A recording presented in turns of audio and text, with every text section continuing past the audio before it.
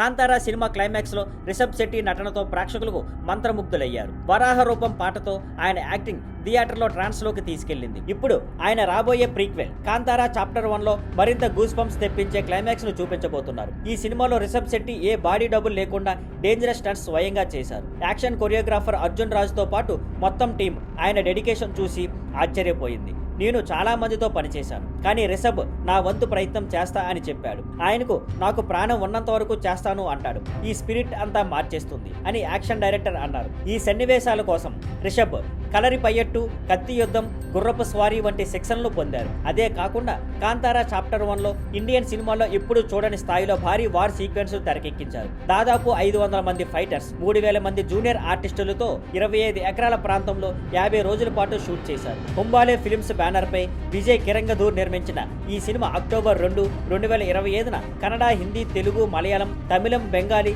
English భాషల్లో grand గా release కానుంది. Thank you for watching.